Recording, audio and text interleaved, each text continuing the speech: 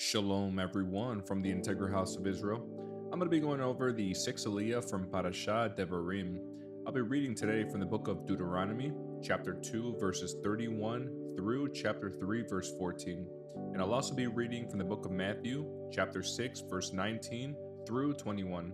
Then the Lord said to me, "Look, I have begun to hand King Sihon and his land over to you. Begin now to conquer and occupy his land." Then King Sihon declared war on us and mobilized his forces at Jahaz. But the Lord our God handed him over to us, and we crushed him, his sons, and all his people. We conquered all his towns and completely destroyed everyone, men, women, and children.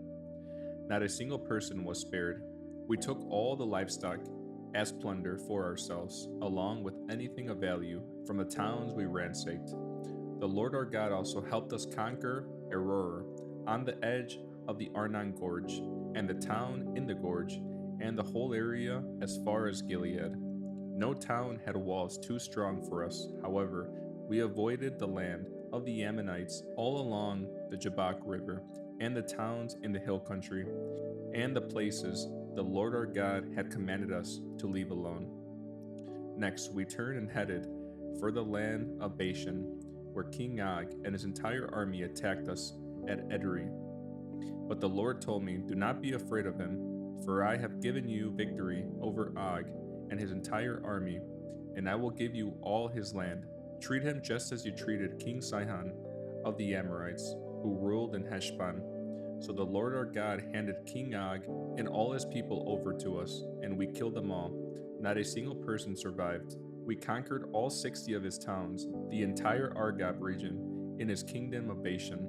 Not a single town escaped our conquest. These towns were all fortified with high walls and barred gates. We also took many unwalled villages at the same time.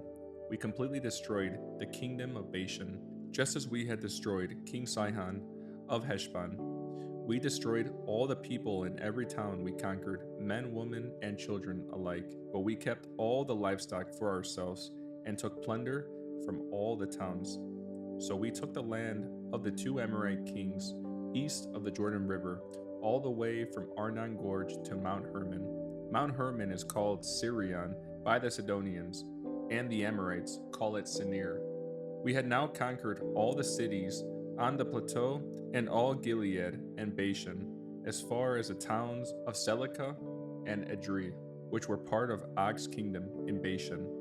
King Og of Bashan was the last survivor of the giant Rephites. His bed was made of iron and was more than 13 feet long and 6 feet wide. It can still be seen in the Ammonite city of Rabbah. When we took possession of this land, I gave the tribes of Reuben and Gad the territory beyond Aroer along the Arnon Gorge, plus half of the hill country of Gilead with its towns. Then I gave the rest of Gilead and all of Bashan, Og's former kingdom, to the half-tribe of Manasseh. This entire Argob region of Bashan used to be known as the land of the Rephites. Jair, a leader from the tribe of Manasseh, conquered the whole Argob region in Bashan, all the way to the border of the Geshurites and Makathites. Jair renamed this region after himself, calling it the towns of Jair, as it is still known today. Next, I'll be reading from the book of Matthew, chapter 6, verse 19 through 21. "Don't store up treasures here on earth, where moths eat them and rust destroys them, and where thieves break in and steal. Store your treasures in heaven, where moths and rust cannot destroy, and thieves do not break in and steal. Wherever your treasure is, there the desires of your heart will also be.